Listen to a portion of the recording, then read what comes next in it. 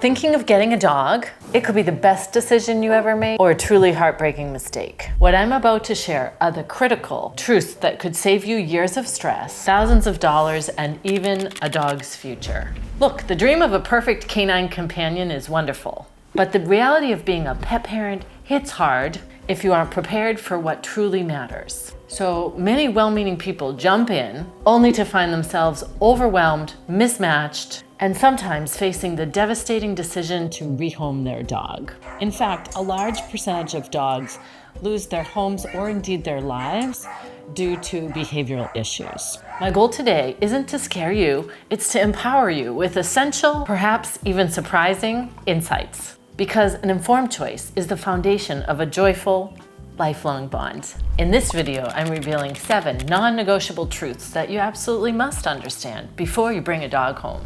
Get these right and you're setting yourself and your dog up for success. Ignore them and frankly, you're taking a huge gamble with your happiness and potentially a dog's well-being. Hi folks, I'm Terry Hayward. I'm a professional dog trainer and behavior consultant, and if you're new here, welcome to the channel. Thanks for joining. Truth number 1, your actual lifestyle versus your fantasy lifestyle self. For example, you want to go beyond the idea that I'll walk more if I get a dog, and how a dog realistically fits in without unsustainable major changes. Think about the impact of a high-energy dog or a low-energy household, or vice versa. Consider a real-world look at the time commitment for mental stimulation. Not only exercise, but exercise and training and everything else that's involved in making sure your dog has a good quality of life. Let's paint a realistic picture of the dog that you can actually provide a good quality of life for, not just the one that you might wish you could. Truth number 2, the real financial X-ray. The financial commitment is about way more than just food and toys. Let's break down all costs. Quality food, routine vet care, which might include vaccines, prescriptions, preventative medication, an emergency vet fund, pet insurance. These are things that sometimes might be overlooked. Grooming, especially for specific breeds, and training.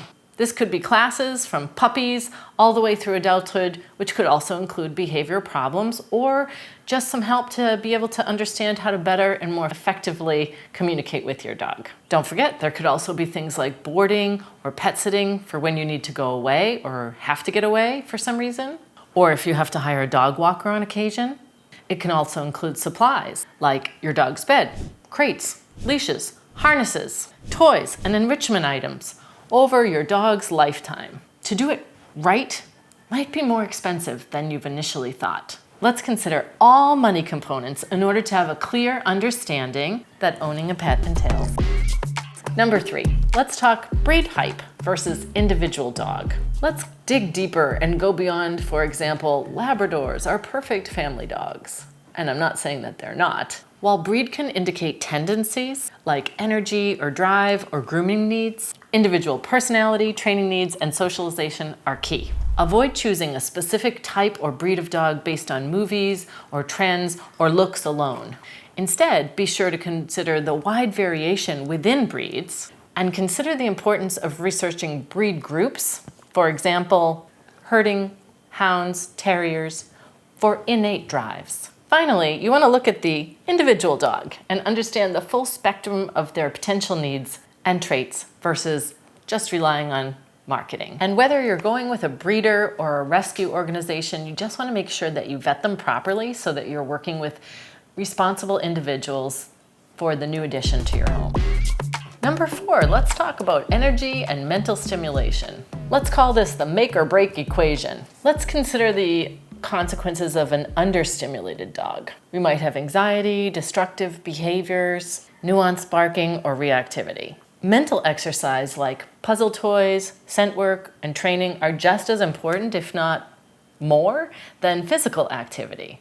It's like, for example, if we sit down to take a test or do our taxes, we're not physically active, but we're really tired. So we need the same mental stimulation for our dogs too. Think about how you can assess a dog's true energy, physical, and mental needs beyond just a fenced yard. Finally, you want to understand that managing a dog's energy is a vital commitment to making sure that you have a harmonious home. Number 5, the unskippable foundation. This is talking about training and socialization. Let's remember, with training and socialization, it's actually a marathon, not a sprint. We want to think beyond just taking my puppy to classes. Training is an ongoing process throughout your dog's life. For a puppy, there's a critical socialization window from 12 to 14 weeks of age. During this time, you want to teach your dog to feel comfortable with everything that we want them to feel comfortable around for the rest of their life. If we miss that window, we can certainly help them to feel comfortable about things, but it's more of a process. So with a new puppy, that socialization period is key. Training equals education and communication, which means that it requires patience and consistency. And like I said, it's going to be a lifelong, everyday learning process to effectively communicate with your dog. You might end up working with a professional, A, to set you both up for success, and B, to potentially help with any behavioral issues that you encounter. The sooner you can intervene if there's a problem before it becomes a bigger problem, the better that you can get to an easy solution. Think about the expectations and effort required in order to have a confident and calm dog who joins your household and where you all can live a quality life together. Number 6, you want to think about whether you want to adopt a dog, perhaps from a shelter, or whether you want to go with a breeder, in which case you want to make sure that you're working with an ethical breeder. This is about spotting red flags. We're also talking about going beyond the adopt, don't shop, and breeders are better discourse. Whether you're working with a shelter or a breeder, you want to get as much information as you can. Maybe you want to do some meet and greets. If it's a breeder, you want to make sure that they've done health testing.